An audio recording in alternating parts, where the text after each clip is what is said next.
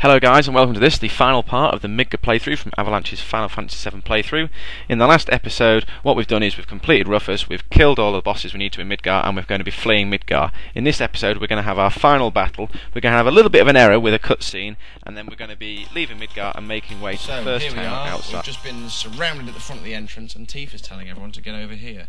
Hopefully this will help us get out of Midgar and finish this sort of area of the game, the first area, and this allows you to then explore a much more non-linear aspect.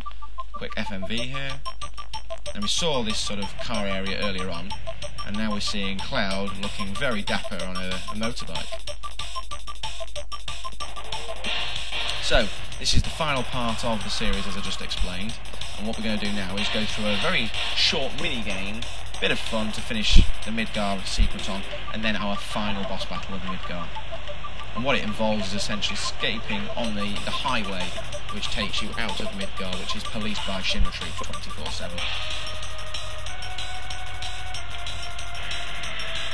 So here we go. Smash out the window, Shinra headquarters, and that's the highway.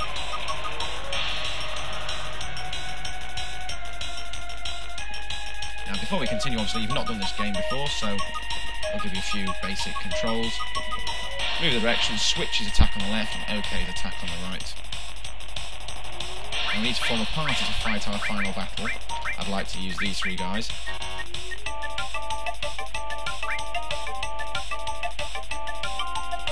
Now, if we press the menu button, it allows us to put materia back onto the people we want it to be on. So let's just make sure we have got the correct materia. So Red 13 will want fire and all, and then sense materia.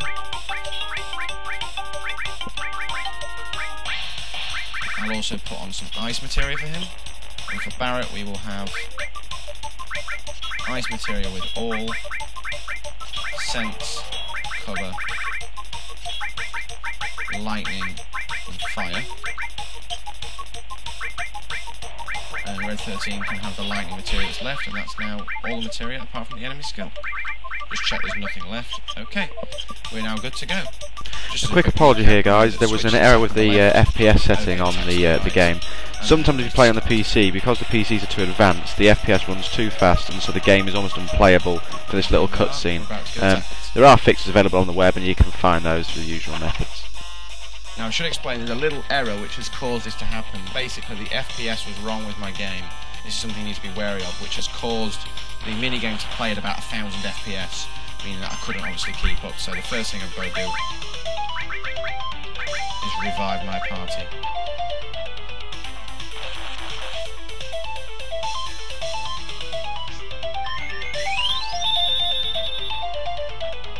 And also I've not even got the required number of Phoenix down, so this will be a very interesting battle.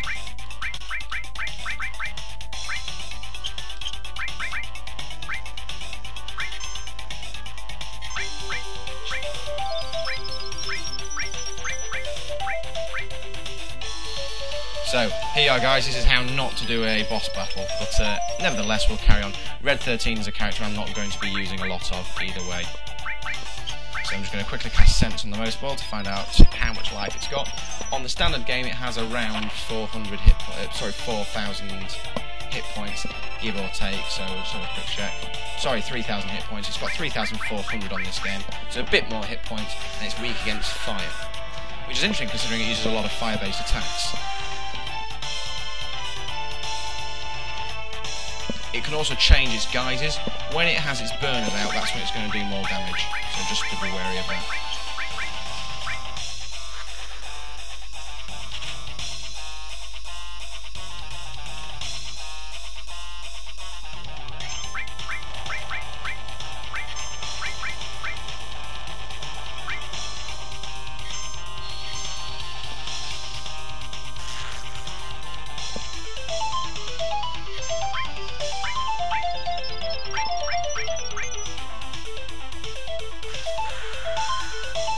So usual sort of tactics now, we're going to cast Limit Breaks as soon as we can.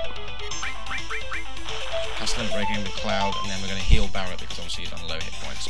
We can't use Red 13 because I haven't got any more healing items to revive people because I'm a bit silly. The motorball's already down 1,000 hit points, and we've not even broken to a sweat. So what we're going to do is we're going to cast lightning spells as soon as possible, and then healing spells with Cloud when required. So nothing special involved with these boss battles. At the moment, at the start of the game, it is quite easy doing the boss battles because there is only a certain amount of things you can do. You don't have to worry too much about how many magic points you've got or how much hit points you've got, because there's only so many different things you can do. So here it's very straightforward. All you've got to do is cast Bolt whenever you can and cast Cure whenever you can.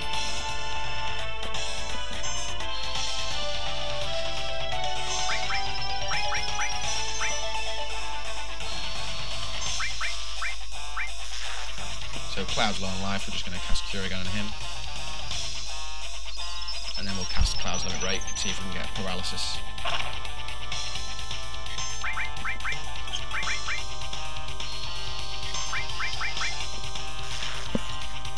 We don't have to worry too much about the magic points because both characters have got over 60 and the monster's already over half dead.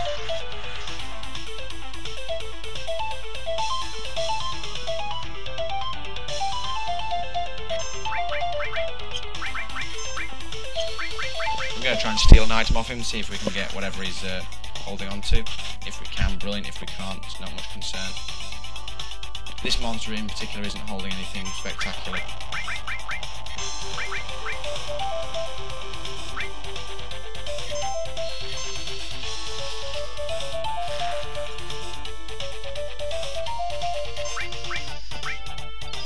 Now you'll notice that I've not used Barrett's new limit break, Mind Blow, because what that does is it essentially eliminates the enemy's magic points, and I don't really want to do that. I just want to try and kill the enemy as quickly as possible.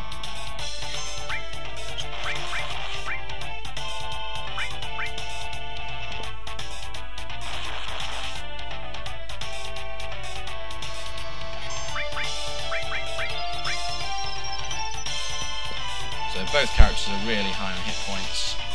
The enemy is on less than 1,000 life, so a few attacks and he's dead. And once we've killed this enemy, we get into a short FMV sequence, and then we leave Midgar.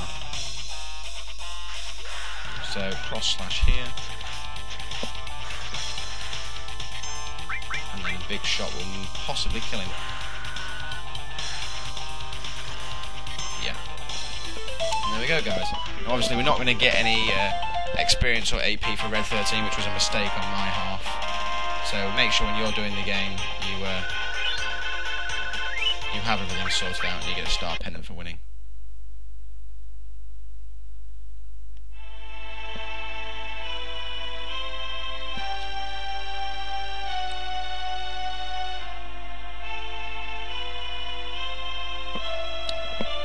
And that's the end of the highway. Over the hills is the rest of Midgar, and over those hills is the rest of the world. Barrett wants to continue. Aerith seems like she wants to continue. Everyone seems to want to follow Cloud to try and settle the score with Sephiroth.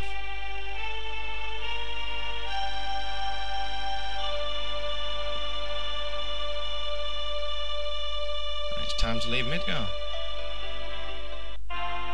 So they've found a way off the Midgar highway to jump over the Sector 7 gate. Now this gate we haven't yet seen, but you would have seen it if you'd have left the slums where Aerith was. Now there's a lot of choices here. We can either speak to all the guys for a lot of time, or we can just leave and that continues the game. So I'm going to do the quick option here and leave. If you click let's go, Barrett here wants to know whether he could be considered to be the leader. And Aerith chimes in, as she usually does, speaks her mind and says it has to be Cloud. Barrett's not very happy. And go northeast to a town called Kalm. So that's where we're going to go. So now I'm going to split into two parties. I definitely want Barrett. Here's the first time where it doesn't matter which set you pick. I personally would like to pick Tifa along with Barrett. The reason for that is I prefer Tifa's limit breaks. It's purely up to you guys which party members you pick.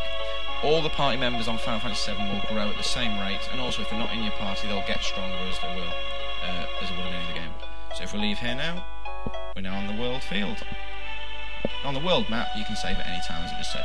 And I'm just going to show you quickly. If you go back into Midgar, you can't actually get back in because there's a gate here and we can't open it. So now, if I just show you quickly the world map, As you can see, the red flashing dot is us. To the northeast there is our first town, so that is our target. So I'm going to fade out now until we get to Kalm. Now the next job for us is going to be getting towards Kalm, which, as we've explained, is in the north-east of this area. Now, before we get to Kalm, it might be worth us doing a little bit of training, because once we get past Kalm, we've got a bit more of some areas we need to counter, which will have harder enemies, and also enemies that sort of, tackle you in different ways. You'll find a lot more of multiple enemy encounters with 3 or 4 enemies. So I'm just going to spend a little time walking around here, fighting some of the enemies, and explaining what a couple of them do, because a couple of the enemies are quite useful to fight against.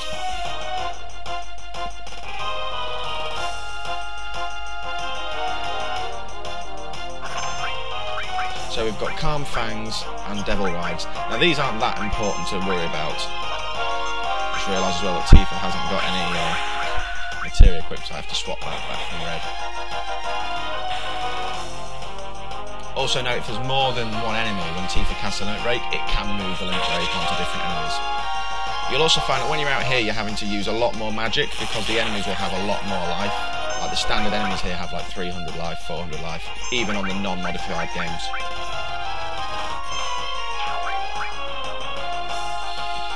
So we've taken down those enemies. I'm just going to quickly swap the materia. And what we're looking for is we're looking to find an enemy called Custom Sweeper.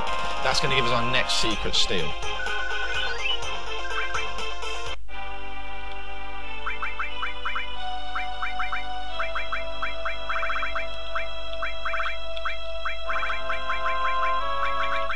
So there we go, we've moved all the materia over. There's no materia that's been left over.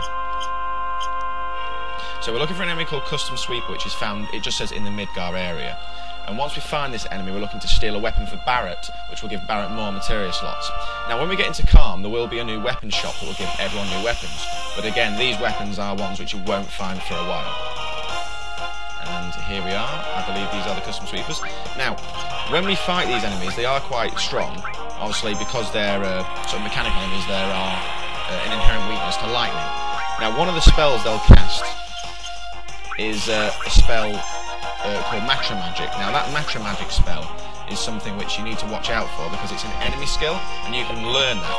Now, I'm not going to worry about sort of learning it yet, because the first job that I've got to do is get more of these enemy skill materials, because Matra Magic isn't that strong a spell.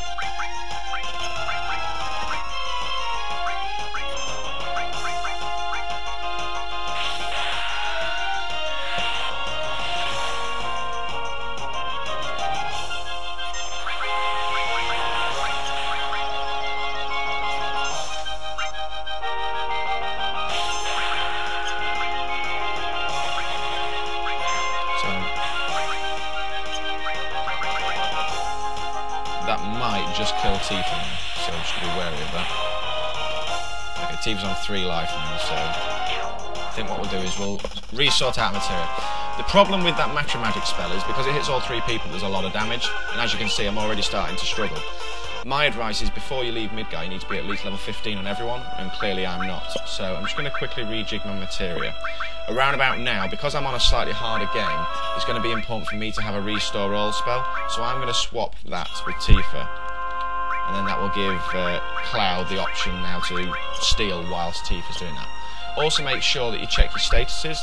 Now, earlier I gave the steal materia to Tifa because she had more dexterity, but because Tifa's a level lower, the dexterity is the same statistic. So I'm just going to quickly heal up, and then what I'm going to do is I'm going to fade out until I get the chance to steal the weapon off the Custom Sweepers. Right.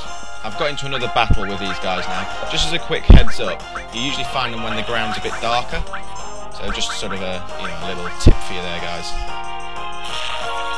Also, they're very weak to bolt spells, so I'm going to try and take one of them out quickly so I take less damage. 2 bolt spells will be enough to kill them on either sort of modification game. I'm going to cast Sense with Tifa as well, just to make sure I don't accidentally kill them. So I'm going to take them down to the lowest level possible. That way, I don't have to worry about anything.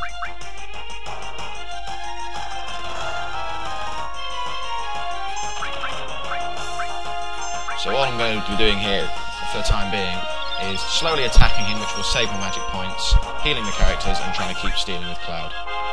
Actually, we already know that they're going to take a long time to get the item, any enemy which has got one of these secret items is a lot harder to steal from. There we go, stole atomic scissors, so that was pretty straightforward. So, if I wanted to now, I could fight this and try and get the Matra Magic spell, but I don't want to do that yet, because I could only get it on one of them, and it's not the strongest spell at the moment. So there we are, I've taken it out. That was all that I said to do out for this, part of the playthrough. And that is the end of Midgar completely, because now we're actually going to go on to our first town, which is Kalm. So just before I go on, I'm going to quickly show you what happens now. If you'll notice, when you equip atomic scissors, it doesn't say long-range weapon. The reason why is because Barrett won't fire a bullet.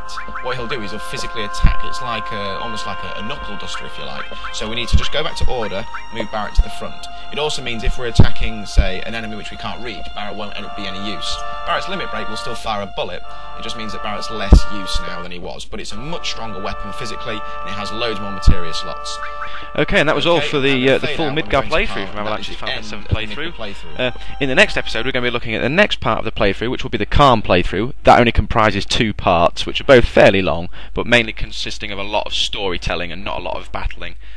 We're also going to be looking at the next secret item to steal from an enemy, but other than that, we're just going to be looking forward to browsing the world and having a look at a few more options.